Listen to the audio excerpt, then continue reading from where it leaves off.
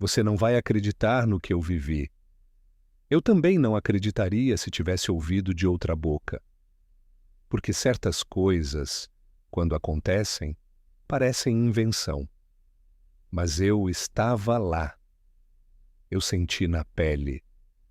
E até hoje, cada detalhe volta na madrugada, quando o silêncio pesa mais do que o sono. Eu tinha uma vida comum, pequena, simples, família reunida, uma lojinha que me dava o pão de cada dia, vizinhos que eu conhecia desde criança. Nada parecia capaz de arrancar aquilo de mim. Mas em pouco tempo, tudo que eu construí virou pó. As ruas que me viram crescer se encheram de medo. O barulho que antes era de crianças brincando passou a ser de portas se fechando. E um dia, sem aviso, percebi que não havia mais para onde voltar. É difícil contar, porque quando falo, sinto que estou abrindo de novo a ferida. Mas também sei que, se eu não falar, é como se tivesse vivido em vão, como se minha história fosse enterrada junto comigo. E eu não quero isso. Não quero que o que passamos seja esquecido. Você está aqui me ouvindo e isso já significa muito, porque não é só sobre mim, é sobre milhares que tiveram que sair correndo, deixando para trás casa, amigos, até a própria língua.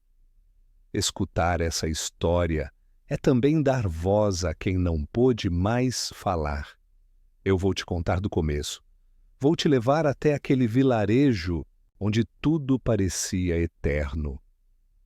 Você vai caminhar comigo pelas ruas estreitas, vai sentir o cheiro do pão quente, vai ouvir o chamado dos vizinhos pela janela. E então, pouco a pouco, vai ver como o chão se abriu sob nossos pés. Fica comigo.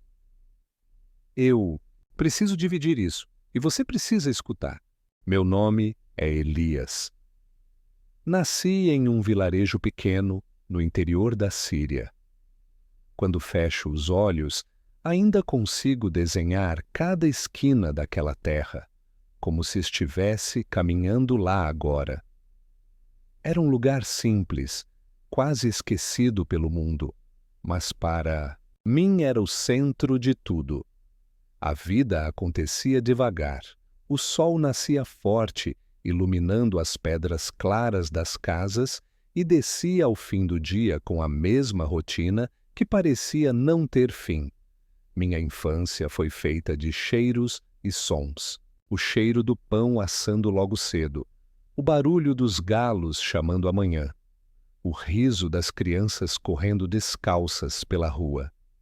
Minha mãe sempre dizia que no nosso vilarejo o tempo tinha outro ritmo.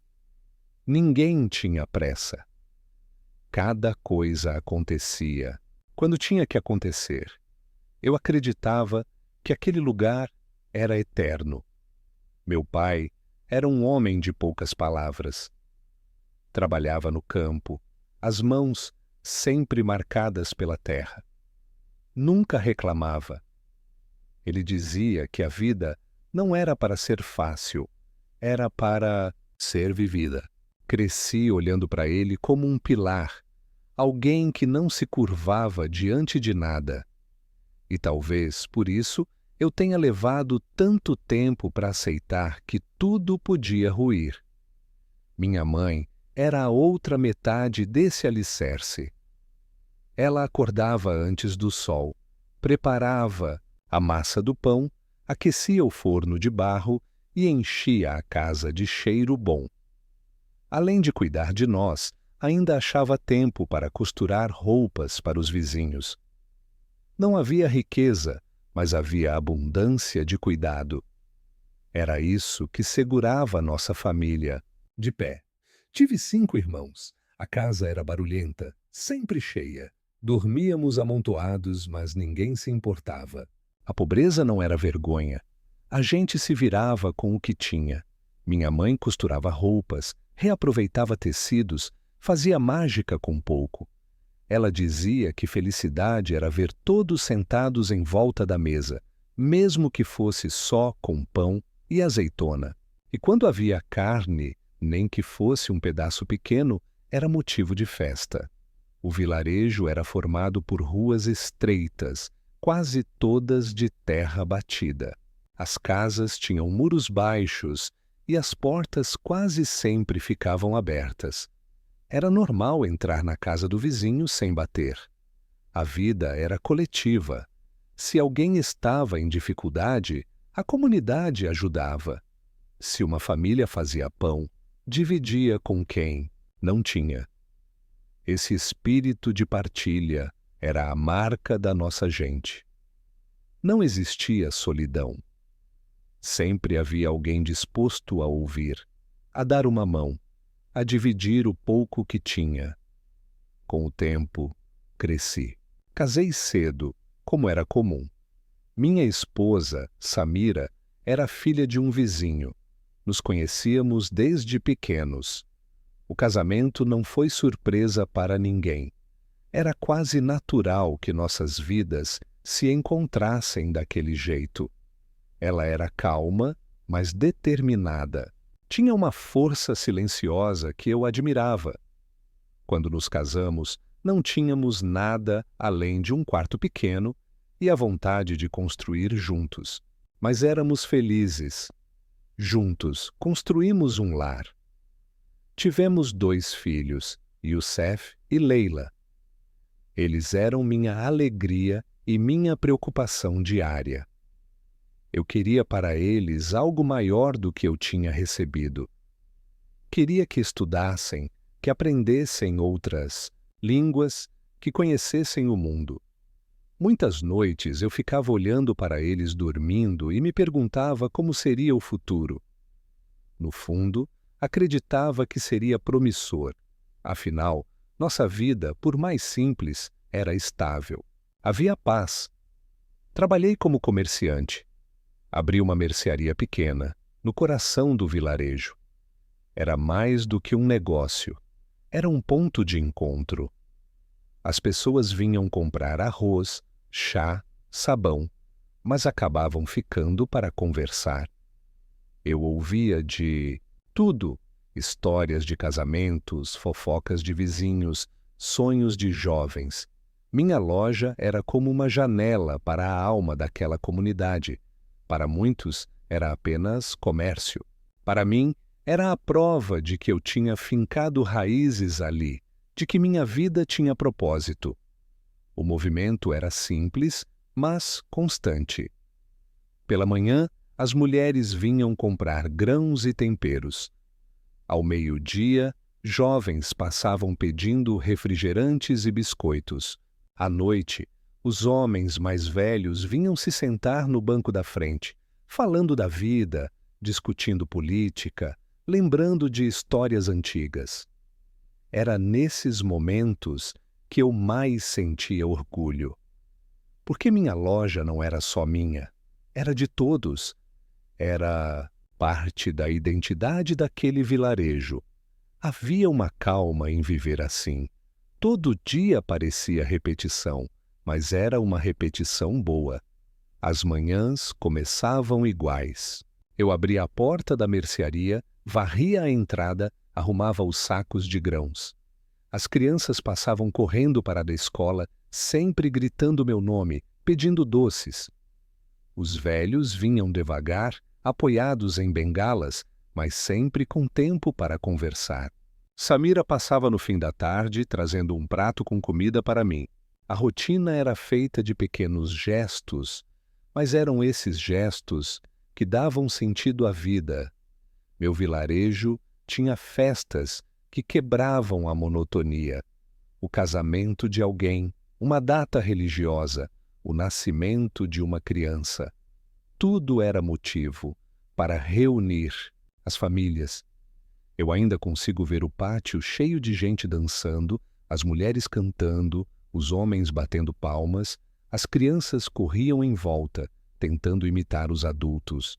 A comida era farta quando havia abundância, e modesta quando o tempo era difícil, mas ninguém ligava. O importante era estar junto. À noite, o céu era tomado por estrelas. Ali, deitado no telhado da minha casa, eu tinha certeza de que o mundo era seguro, de que nada poderia nos atingir. E talvez seja isso que mais dói hoje, a certeza que eu carregava, a ingenuidade de acreditar que aquele lugar seria sempre igual. Eu não via sinais de perigo. Para mim, as dificuldades eram as mesmas de sempre. Um ano ruim de colheita, a falta de dinheiro, as brigas de família. Nunca passou pela minha cabeça que um dia eu teria que deixar tudo para trás.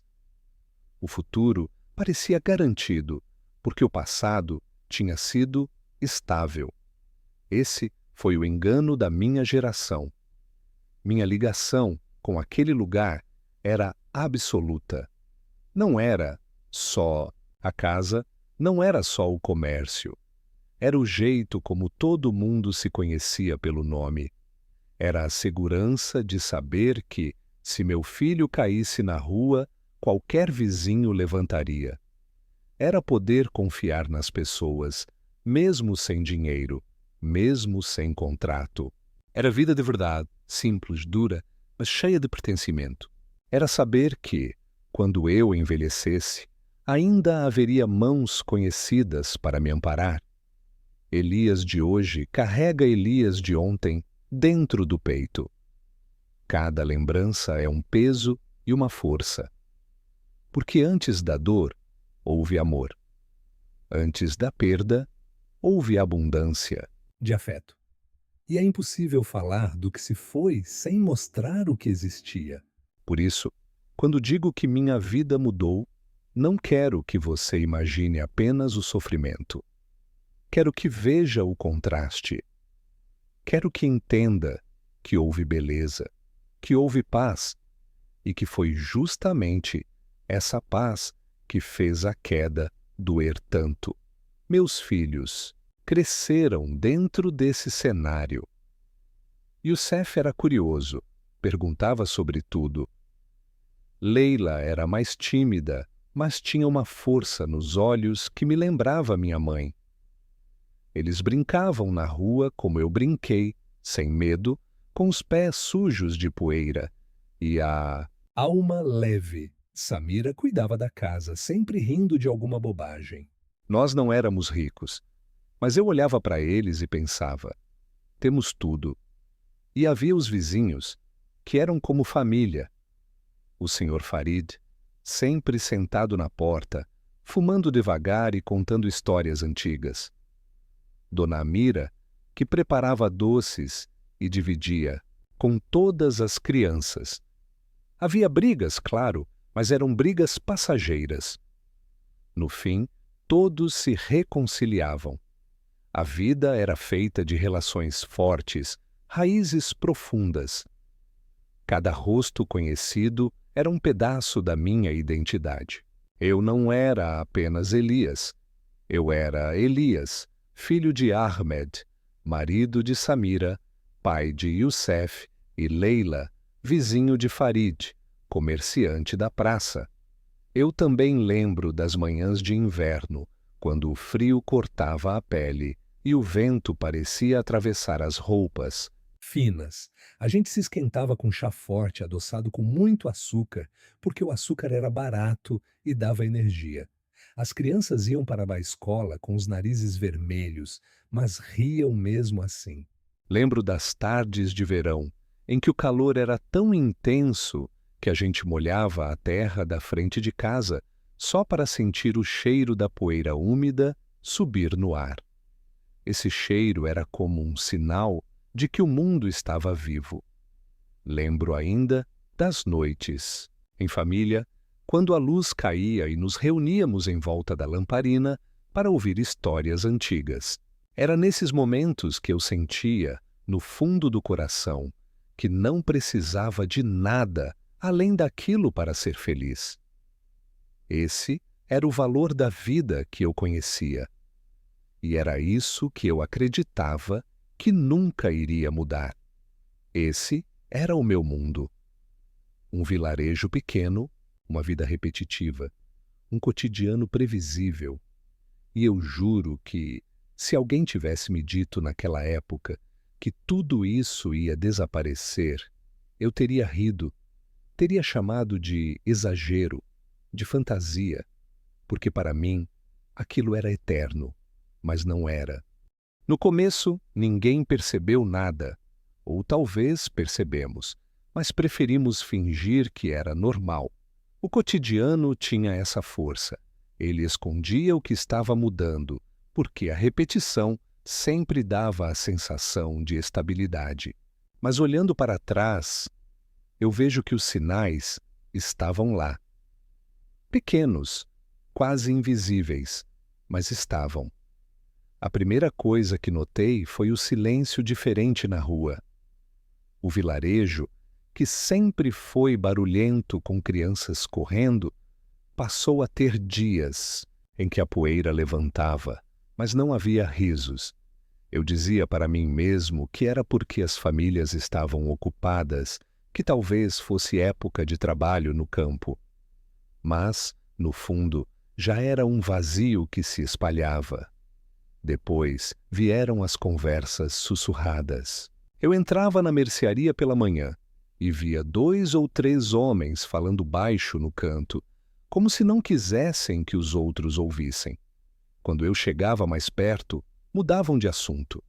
Eu perguntava o que estava acontecendo e eles sorriam, sem graça. Diziam que não era nada, mas havia algo. O não dito já era um peso no ar. Samira foi a primeira a comentar. Uma noite, quando as crianças já dormiam, ela me disse que sentia o ambiente pesado. As mulheres falam de pessoas que desapareceram. Ela disse. Eu ri, como quem não quer acreditar. Respondi que devia ser fofoca. Nosso vilarejo era pequeno e, quando não havia novidades, inventavam histórias. Ela não discutiu. Apenas abaixou os olhos. Hoje eu entendo que ela já percebia o que eu não queria ver. Os preços começaram a mudar também. No começo era quase imperceptível. O arroz custava algumas moedas a mais. O chá ficava um pouco mais caro. Eu dizia que era coisa de mercado, que às vezes acontecia. Mas quando os vizinhos começaram a reclamar, percebi que não era coincidência. Algo estava desajustado e ninguém explicava o motivo. Um dia recebi na minha loja a visita de um homem que eu nunca tinha visto. Ele estava de passagem, dizia ser de uma cidade maior. Comprou bastante comida, mas não olhava nos olhos. Enquanto eu embalava os grãos, ele perguntou se eu sabia de boatos sobre grupos armados. Eu sorri nervoso, disse que não. Ele apenas balançou a cabeça, pagou e foi embora, sem se despedir. Quando fechei a porta atrás dele, senti um arrepio. Não falei nada a ninguém. Mas aquela pergunta ficou ressoando. As crianças também traziam sinais. Youssef chegou um dia da escola dizendo que alguns professores tinham ido embora de repente. Ninguém explicou por quê.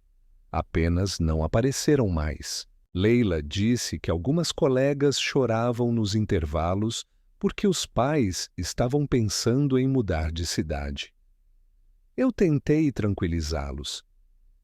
Disse que era normal, que às vezes as pessoas iam embora atrás de trabalho. Mas eu sabia que não era só isso. No mercado central, as bancas começaram a esvaziar. Antes era comum ver frutas frescas, legumes, pão em abundância. De repente, metade das barracas estavam vazias. Perguntei ao vendedor de trigo o que estava acontecendo. Ele disse, com um sorriso amarelo, que os caminhos estavam perigosos, que os carregamentos não chegavam mais.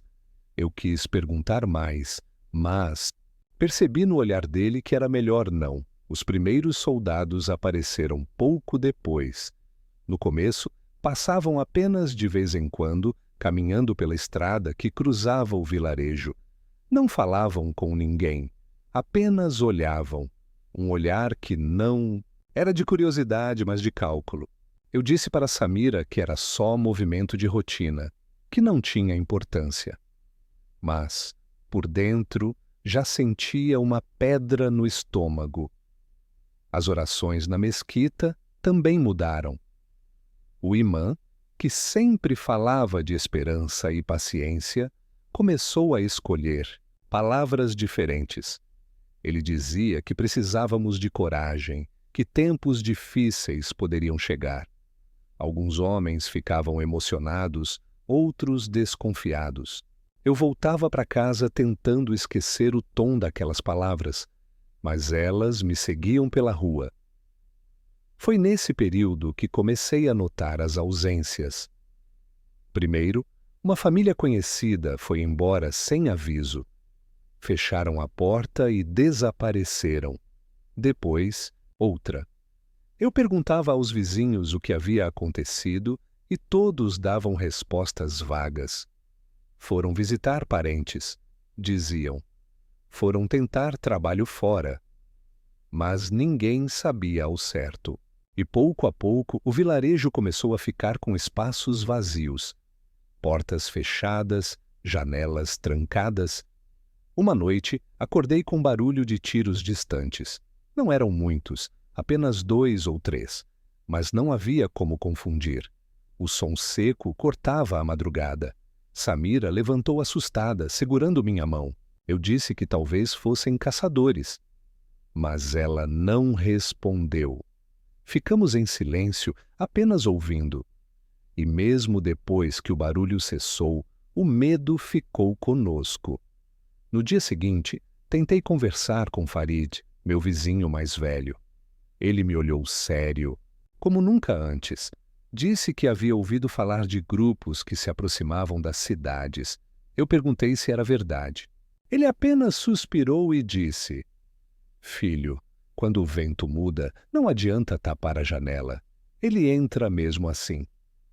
Não entendi totalmente na hora, mas guardei aquelas palavras. O que mais me marcou foi uma manhã em que Youssef voltou da escola com os olhos arregalados. Disse que um colega havia chorado porque o pai tinha sido levado. Eu perguntei levado por quem, e ele respondeu: homens com armas. Senti a boca secar. Não quis acreditar. Abracei meu filho e disse que às vezes as crianças inventavam coisas, mas, por dentro, a dúvida já estava me corroendo. A rotina do vilarejo continuava, mas já não era a mesma. O pão ainda era assado, as crianças ainda corriam, os homens ainda se sentavam à porta para conversar. Mas havia sempre um vazio, uma sombra. Era como se todos soubessem de algo que ninguém queria dizer em voz alta. Uma normalidade quebrada, mas que insistíamos em fingir que estava inteira.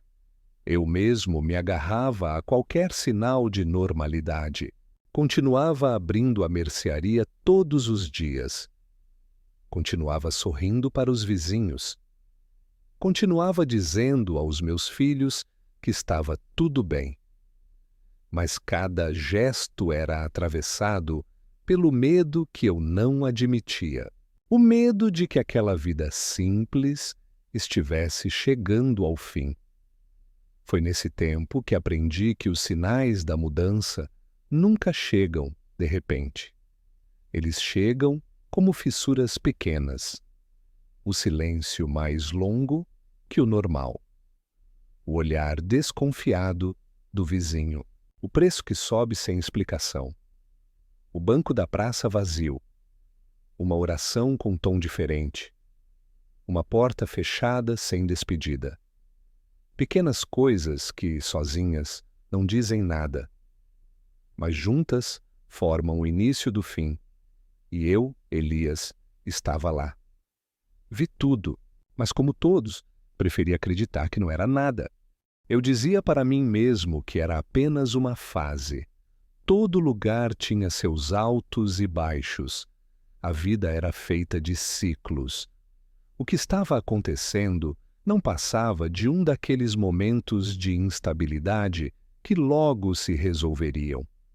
Era nisso que eu acreditava, ou pelo menos era nisso que eu precisava acreditar. Quando Samira me olhava com preocupação, eu respondia com firmeza: vai passar. Ela me encarava em silêncio, sem retrucar. Talvez já soubesse que não era bem assim, mas respeitava meu esforço em manter a casa em pé. Eu sentia que ela carregava dentro de si o medo que eu me recusava a admitir. Mas alguém precisava sustentar a esperança, e esse alguém tinha que ser eu. Eu continuava abrindo a mercearia todas as manhãs. Arrumava as prateleiras, mesmo quando havia menos produtos. Colocava os grãos nos sacos de pano, alinhava os poucos pacotes de chá. Cumpria o ritual como se fosse uma oração. A porta aberta era o meu jeito de dizer que ainda havia normalidade, que ainda havia vida. Mesmo que às vezes ninguém entrasse durante horas, eu permanecia ali, esperando, fingindo que o movimento era o mesmo de antes. As crianças também percebiam a tensão, mas eu fazia de tudo para proteger seus olhares. Quando Youssef perguntava sobre os tiros, eu respondia que eram fogos de artifício de alguma celebração distante. Quando Leila dizia que as colegas da escola choravam porque iam se mudar, eu dizia que era uma oportunidade para elas conhecerem novos lugares. Meus filhos acreditavam ou fingiam acreditar. Talvez apenas aceitassem minhas respostas porque precisavam da segurança de pensar que o pai sabia de tudo. Havia noites em que eu não conseguia dormir. Ficava deitado, ouvindo os barulhos lá fora. O vento batendo nas portas, o estalar de um galho, o latido distante de um cachorro. Cada som parecia carregar um aviso. Mas quando amanhecia, eu me levantava decidido a não deixar que o medo tomasse conta. Preparava o café, ia até a loja e cumpria o dever diário. Os vizinhos também mantinham a rotina, embora cada vez mais frágil. Farid ainda se sentava em frente à casa, mas já não sorria como antes. A mulher dele, que sempre oferecia chá a quem passava, raramente abria a porta. Mesmo assim, quando eu cruzava com eles, falávamos sobre o tempo, sobre o crescimento das crianças, sobre pequenas banalidades. Era um pacto silencioso. Ninguém nomeava o que estava acontecendo. Era mais seguro fingir que nada mudava. Um dia, fui ao mercado central. Estava mais vazio que nunca. As bancas fechadas eram maioria, mas as que ainda funcionavam exibiam suas mercadorias com cuidado, um punhado de frutas, alguns pães, sacos de farinha. Eu comprei o que pude e conversei com o padeiro. Ele me disse que era questão de tempo para as coisas se normalizarem, que os carregamentos voltariam. Eu quis acreditar. Saí dali repetindo para mim mesmo: vai voltar ao normal, vai voltar ao normal. Era como um mantra. Samira, porém, já não escondia tanto sua inquietação. Uma noite, enquanto dobrava as roupas das crianças, perguntou se eu não achava que devíamos nos preparar para ir embora. Eu respondi rápido, quase sem pensar. E deixar nossa casa? Nossa vida está... Aqui, vai passar. Ela respirou fundo e não insistiu. Mas vi em seus olhos que minha resposta não a convenceu. A verdade é que eu não queria nem considerar essa possibilidade. Partir significava aceitar que tudo estava desmoronando. E eu não estava pronto para admitir isso. Então me agarrava a qualquer sinal que reforçasse a ideia de que ainda havia esperança. Certa manhã, ouvi crianças brincando na rua. O som das risadas me trouxe um alívio imediato. Corri até a janela e vi Youssef jogando bola com os vizinhos. Aquela cena me fez acreditar que nada tinha mudado de fato. Crianças não mentem. Se ainda podiam rir, era porque o mundo continuava no lugar. Usei essa imagem como escudo durante dias. Sempre que a angústia me atacava, eu lembrava da bola rolando na poeira e dos gritos de alegria. Outro dia encontrei uma antiga canção tocando em uma pequena rádio que ainda funcionava. A música falava de tempos de abundância, de campos verdes e de colheitas fartas. Ouvir aquela melodia foi como voltar ao passado por alguns minutos. Eu fechei os olhos e deixei que as lembranças me invadissem. O coração se encheu de uma esperança ingênua. Se aquelas canções ainda existiam, se ainda havia quem as tocasse, era porque o mundo não tinha acabado. Mas os sinais contrários continuavam chegando. Mais famílias desapareciam, os soldados passavam com mais frequência, o silêncio se tornava mais pesado. Mesmo assim, eu me esforçava em encontrar justificativas. Dizia para mim mesmo que as famílias iam em busca de trabalho, que os soldados estavam ali apenas para garantir segurança, que o silêncio era só um reflexo do inverno. Eu construía muros de explicações frágeis, mas suficientes para me manter de pé. As crianças também se agarravam às minhas palavras. Youssef ainda acreditava que poderia continuar jogando bola com os amigos. Leila desenhava flores em seus cadernos, dizendo que quando a primavera chegasse, tudo ficaria bonito de novo. Eu reforçava essas imagens, alimentava essa inocência.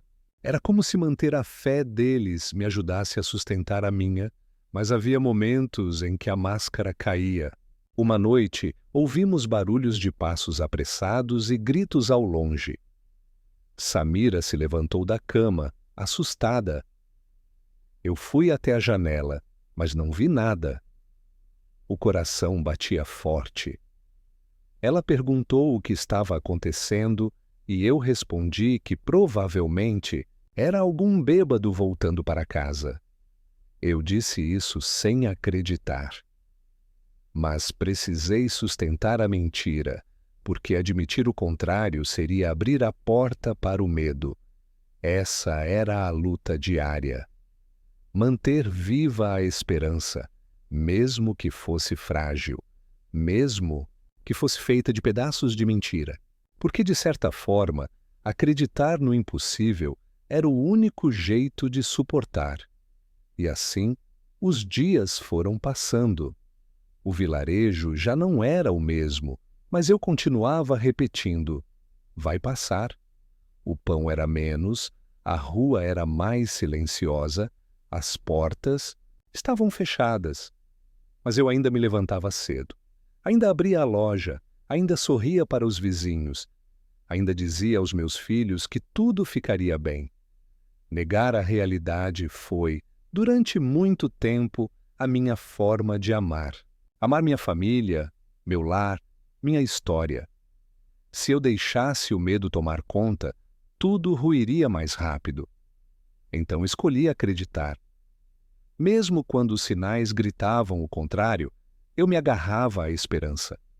Porque, no fundo, eu sabia, sem esperança, não haveria força para continuar. Eu sempre achei que conseguiria proteger minha família. Acreditava que, se mantivesse a rotina, se abrisse a loja todos os dias, se sorrisse para os vizinhos, a vida não desmoronaria de vez. Mas a queda não avisa. Ela chega de repente e quando você percebe, já está no chão. A primeira fissura real aconteceu numa manhã cinzenta. Eu tinha acabado de abrir a mercearia quando ouvi um estrondo forte. Não era como os ruídos distantes que eu tentava disfarçar para as crianças. Era perto. O chão tremeu levemente e os vidros da janela vibraram.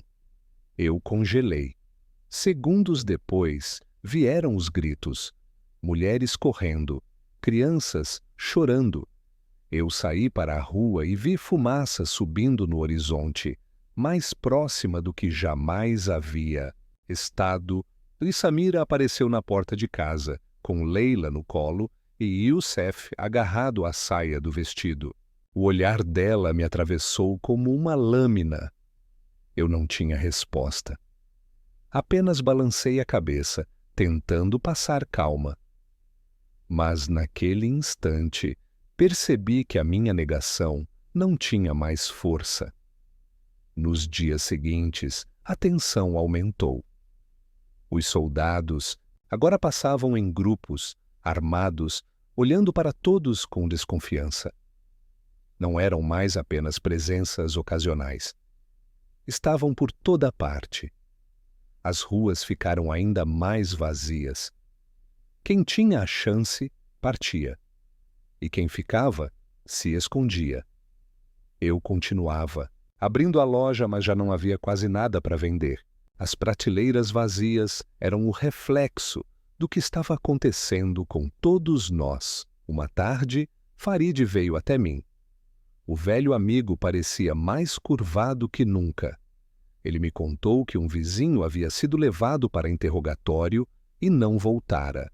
Disse que talvez fosse hora de pensar em sair.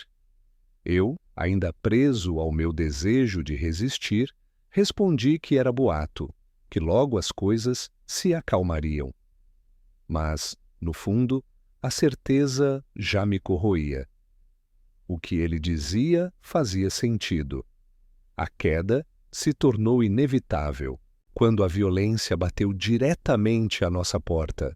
Estávamos jantando, tentando manter uma rotina normal, quando ouvimos batidas fortes. Não era um vizinho, eram soldados.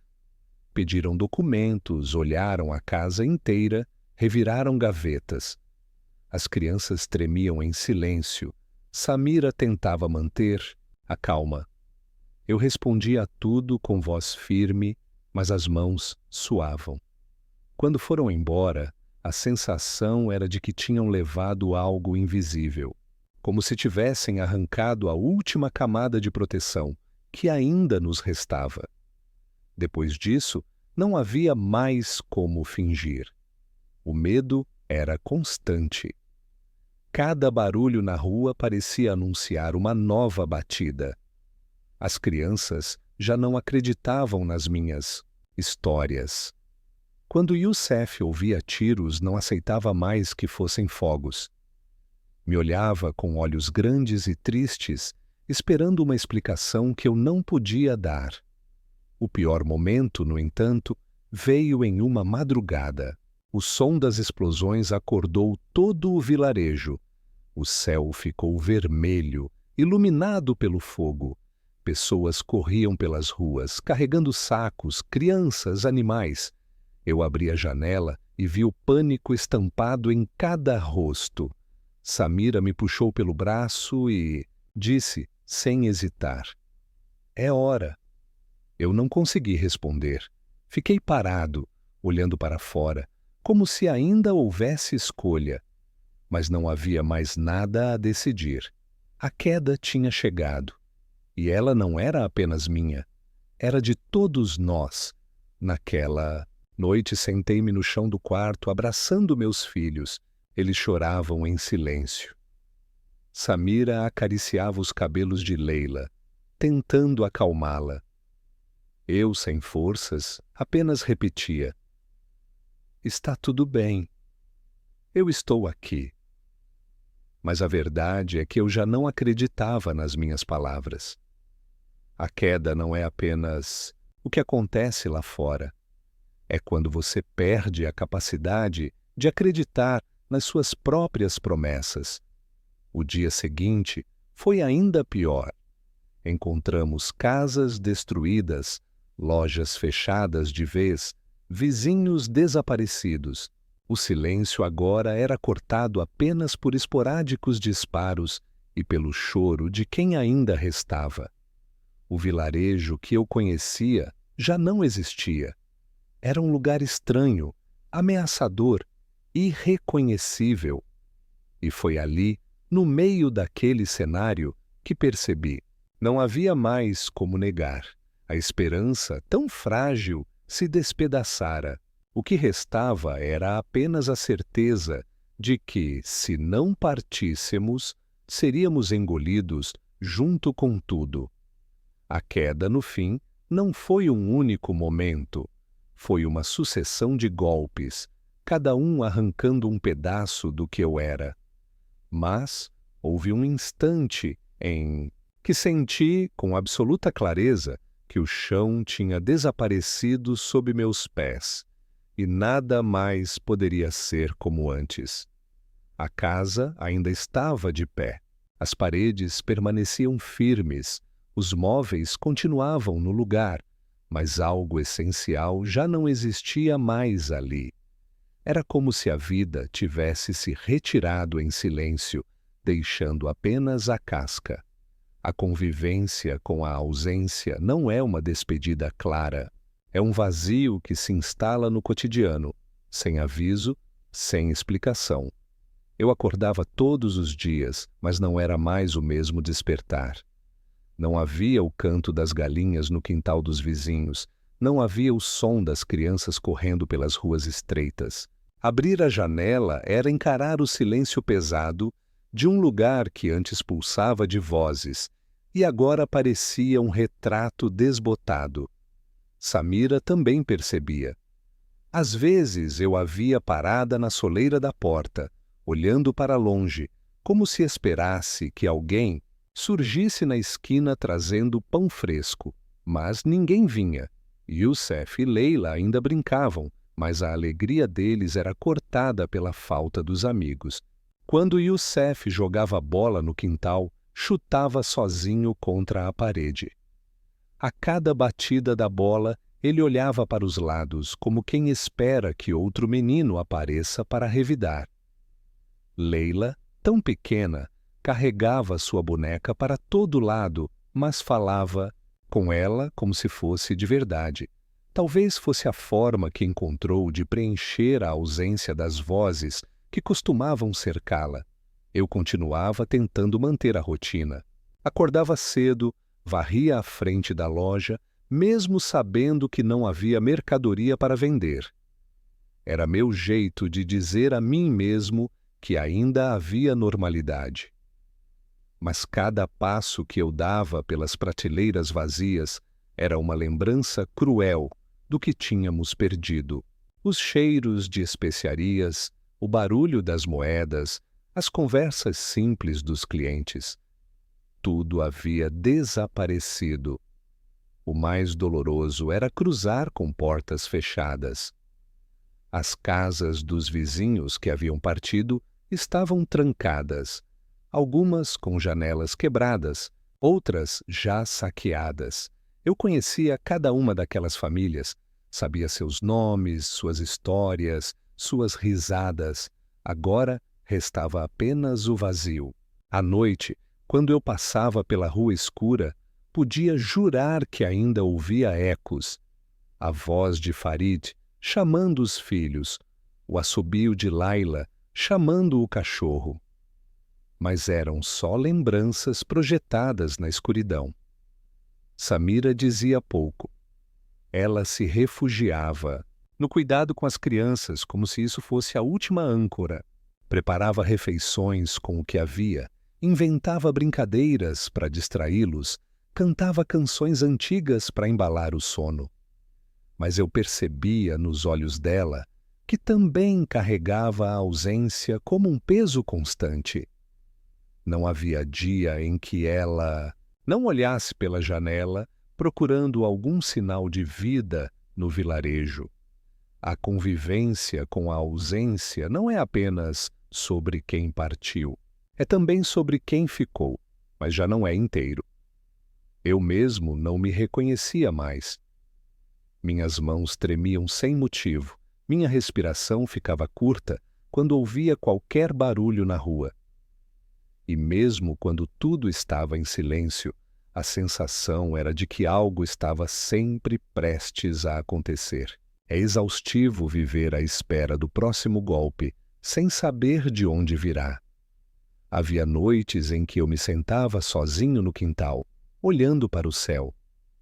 As estrelas estavam lá, como sempre, intocáveis, distantes, indiferentes. Pensava em quantos outros em lugares diferentes olhavam para o mesmo céu sem imaginar que, aqui, o mundo tinha parado. Eu me perguntava se alguém se lembraria de nós quando tudo isso terminasse, ou se simplesmente desapareceríamos sem deixar vestígios. O mais estranho era que, mesmo cercado pela família, eu sentia a solidão me consumir. Estávamos juntos, mas a sombra da perda nos separava. Era como se cada um de nós carregasse seu próprio silêncio, e esses silêncios não se encontravam. Havia momentos em que eu estendia a mão para Samira, buscando algum consolo, mas ela estava distante, mergulhada no esforço de não desmoronar diante das crianças. E eu não a culpava. Todos estávamos apenas tentando sobreviver. Foi nesse período que percebi o que significa viver com a ausência presente. Não é a morte imediata, não é o fim claro, é um estado suspenso em que você continua existindo, mas o que fazia sentido já se foi.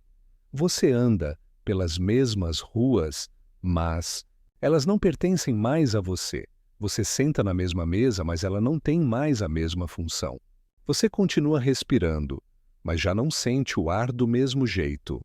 E, no entanto, é preciso seguir.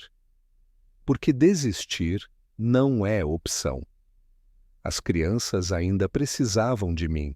Samira ainda precisava da minha presença, mesmo que eu estivesse quebrado por dentro.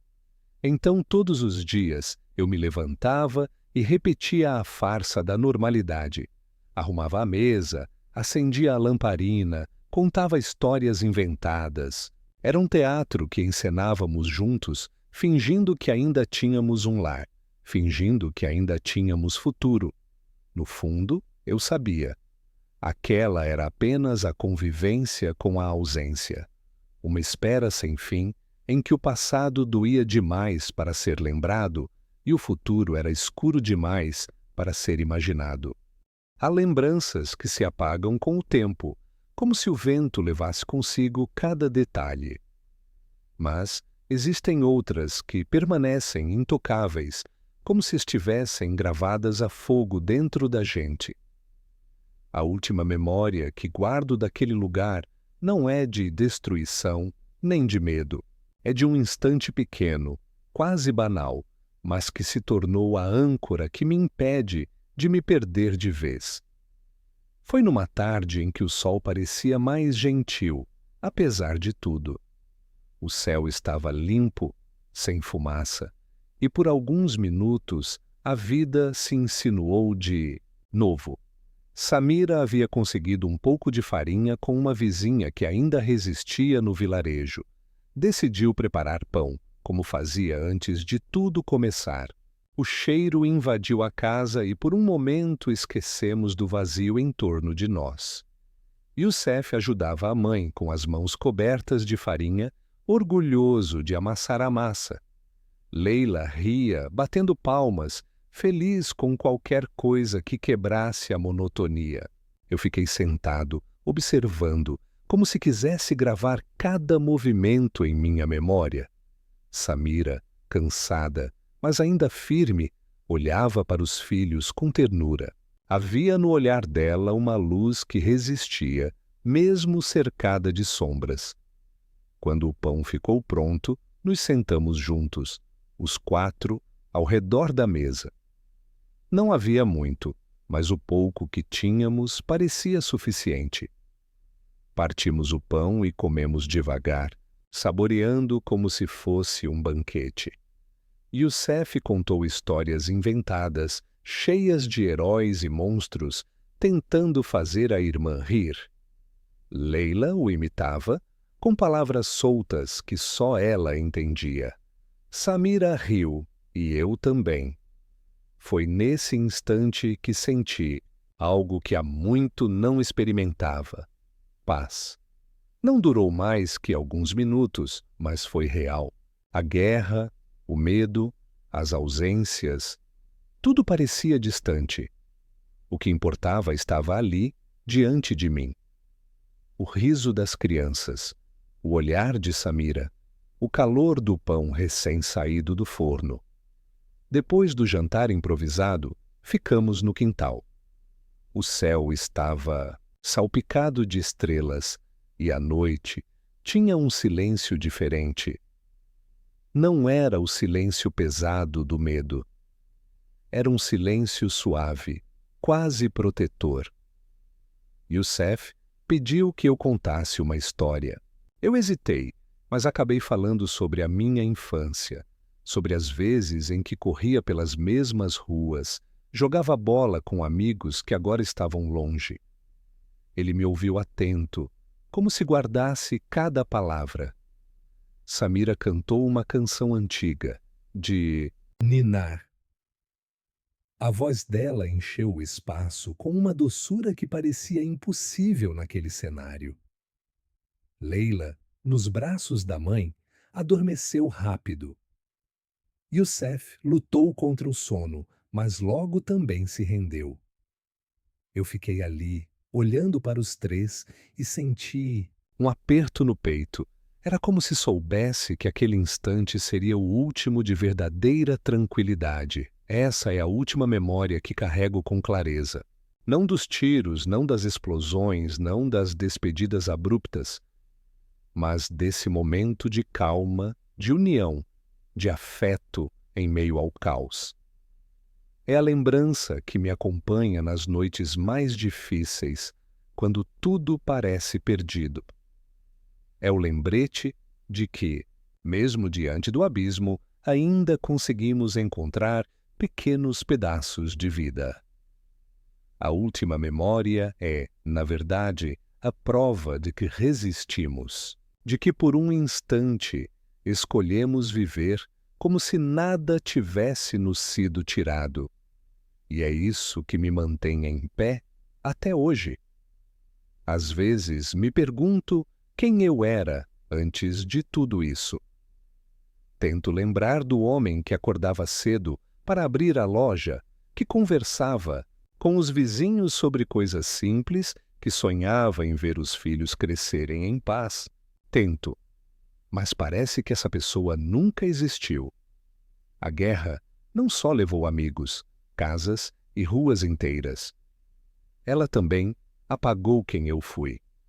O que ficou em mim é uma espécie de sombra. Caminho, respiro, falo, mas sinto que grande parte já não está mais aqui. É estranho viver assim, como se fosse metade de alguém.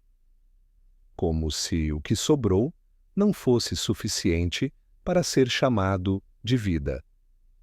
O luto que carrego não é como o luto que conhecia antes. Quando alguém morria, havia o choro, o velório, os rituais. O adeus tinha forma, tinha limite. Agora não. O luto que carrego é uma ferida aberta que nunca cicatriza, porque não há despedida. As pessoas simplesmente desapareceram. Uns fugiram, outros ficaram e não resistiram. Muitos partiram, sem que eu sequer soubesse para onde. Como chorar por alguém sem saber se ainda vive? Como se despedir de quem pode estar, nesse mesmo instante, tentando sobreviver em outro lugar? Esse é o peso da ausência, sem resposta. É um vazio que não se explica, que não encontra lugar dentro da gente. Eu caminho pelas ruas e ainda espero encontrar rostos conhecidos. Volto a olhar para as janelas das casas e espero ver alguém abrindo as cortinas. No fundo, sei que não vai acontecer, mas a esperança insiste em me enganar. Pergunto a mim mesmo todos os dias: o que significa resistir? É continuar vivo, mesmo sem viver de verdade? É seguir em frente, mesmo arrastando o peso daquilo que já não existe? Eu não sei. Às vezes penso que resistir é apenas se recusar a esquecer. É carregar as memórias como um ato de teimosia contra o esquecimento do mundo. Mas a memória também dói. Quando fecho os olhos, vejo as cenas de antes. Youssef correndo com os amigos. Leila aprendendo a andar de bicicleta. Samira arrumando a mesa do jantar. Essas imagens me aquecem, mas logo depois me queimam. Porque não sei se algum dia voltaremos a viver algo parecido. Muitos me dizem que é preciso ter esperança. E eu tento. Tento acreditar que ainda vamos encontrar um lugar seguro, que meus filhos terão futuro, que não seremos apenas estatísticas em algum relatório distante. Mas a esperança, às vezes, pesa tanto quanto o medo. Porque esperar exige força. E eu já não sei se tenho forças. A guerra me ensinou que não existem respostas claras. Me ensinou que o certo e o errado se misturam, que a dor não escolhe lado. Também me ensinou que ninguém sai inteiro. Mesmo aqueles que sobrevivem, mesmo aqueles que conseguem escapar, carregam para sempre uma parte quebrada. Eu sou a prova disso. Vivo, mas com rachaduras que nunca vão se fechar. Nos dias mais silenciosos, penso no que restará de mim quando tudo isso acabar. Penso se meus filhos se lembrarão de mim como alguém que lutou ou como alguém que apenas suportou. Tenho medo que me vejam como um homem derrotado, incapaz de protegê-los. Tento mostrar coragem, mas por dentro sei o quanto estou frágil. Talvez essa seja a verdade mais dura. A guerra não destrói apenas casas e cidades. Ela destrói a maneira como você se vê. Ela rouba sua identidade, seu lugar no mundo. Faz você duvidar de si mesmo a cada passo. E eu ainda estou tentando entender quem sou depois de tudo. Mas, apesar de todas as dúvidas, há algo que permanece. O amor que sinto por minha família é a única certeza que me resta. É isso que me faz levantar a cada manhã, mesmo quando não quero. É isso que me impede de desistir, mesmo quando tudo em mim pede para parar. O amor é, talvez, a única resposta possível. Não tenho como saber o que o futuro nos reserva. Não sei se encontraremos paz, se seremos recebidos em algum lugar, se conseguiremos reconstruir o que perdemos. Mas sei que carregarei comigo as lembranças e as dores. Elas são parte de quem sou agora. São as marcas que me acompanham, lembrando do preço que pagamos por simplesmente existir em meio à guerra. Fim, a reflexão que fica é simples, mas dolorosa. Tudo o que temos pode desaparecer de um dia para o outro. Tudo o que somos pode ser arrancado sem aviso. E ainda assim, precisamos continuar. Porque desistir seria como apagar de vez a memória daqueles que já se foram. E eu não quero esquecer. Talvez esse seja o sentido do meu caminho agora. Ser testemunha, contar o que vi, o que vivi, o que perdi. Não para encontrar respostas, mas para que ninguém possa dizer que não sabia. para que, de alguma forma, a dor que carrego não se perca no silêncio. O silêncio tem um peso que nunca imaginei conhecer. Não é o silêncio comum, aquele que se busca depois de um dia cansativo. É outro tipo de silêncio. Um silêncio que carrega em si todas as vozes que já não estão mais aqui. É um vazio que ocupa cada espaço da casa, das ruas, da memória. No começo, eu tentava lutar contra ele. Ligava o rádio, inventava conversas, até falava sozinho para não me sentir tão só. Mas com o tempo, percebi que o silêncio não podia ser vencido. Ele sempre voltava, mais forte, mais profundo. Hoje já não resisto. Apenas deixo que ele me envolva, como se fosse um cobertor pesado, demais para afastar. É nesse silêncio que aprendi a conviver com a ausência. O cheiro do pão de Samira não volta. As risadas das crianças ecoam apenas na memória. O som da cidade viva, com vizinhos nas portas e crianças correndo, virou lembrança distante. O que resta é essa quietude densa, quebrada apenas por ruídos ocasionais que não trazem conforto, apenas lembram que a vida segue sem pedir permissão. Caminho pelas ruas e vejo janelas fechadas, portas trancadas, marcas de tiros nas paredes. Cada detalhe é uma lembrança do que já foi. Mas não choro mais. As lágrimas se cansaram de mim. O que ficou é essa calma estranha, quase indiferente. Não porque a dor passou, mas porque ela se tornou parte de mim. Aprendi que o fim não chega com explosões ou gritos. O fim chega com o silêncio. Quando já não há mais nada a dizer, quando já não restam palavras que consigam explicar. É nesse ponto que me encontro. Não espero grandes reviravoltas, não busco mais respostas. Apenas aceito que esse é o lugar onde fiquei. Talvez esse seja o verdadeiro desfecho da minha história.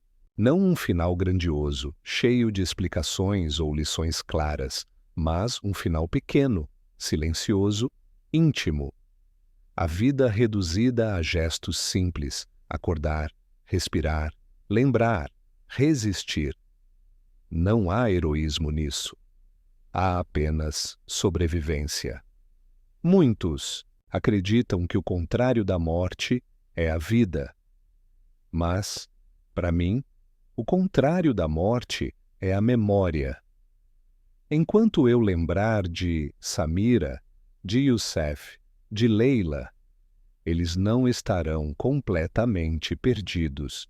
Enquanto eu carregar dentro de mim o som das vozes, os cheiros, os gestos, eles continuam existindo de algum jeito. E é isso que me resta. No silêncio, percebo que não sou apenas vítima. Sou também guardião. Guardião das histórias, dos instantes que ninguém mais viu, das pequenas alegrias que ainda resistiram antes de tudo se perder. Não é uma escolha. É uma responsabilidade que me foi dada e que carrego sozinho. O silêncio também me ensinou outra coisa. Não precisamos de grandes discursos para nos conectar. Às vezes basta estar presente. Basta existir, mesmo que em fragmentos. Basta ser testemunha. O silêncio é duro, mas dentro dele também há uma forma discreta de companhia. Uma lembrança constante de que não estou aqui apenas para mim, mas para os que já não podem falar. Por isso não me preocupo mais em procurar um sentido maior. Talvez não haja. Talvez tudo seja apenas isso. Continuar, mesmo sem entender, mesmo sem querer. E de alguma forma, encontrar paz dentro daquilo que resta. No fim, é isso que quero deixar.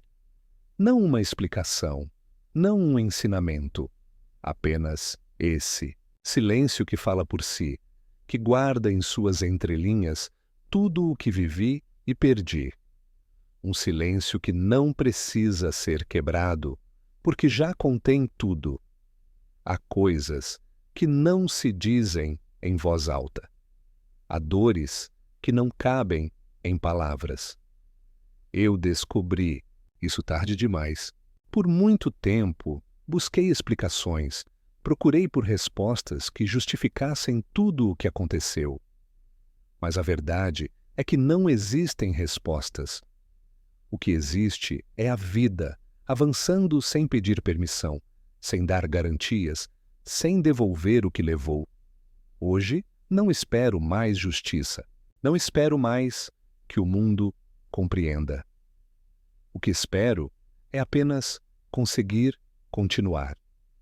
Continuar lembrando, continuar respirando, continuar carregando dentro de mim aqueles que não puderam seguir. Porque se eu esquecer, então tudo terá sido em vão. Há noites em que ainda sonho com o passado. Acordo acreditando que nada disso aconteceu, que ainda estamos em casa, que as crianças estão dormindo no quarto ao lado e que Samira prepara o café. Esses sonhos são cruéis, porque ao despertar sinto o peso da ausência.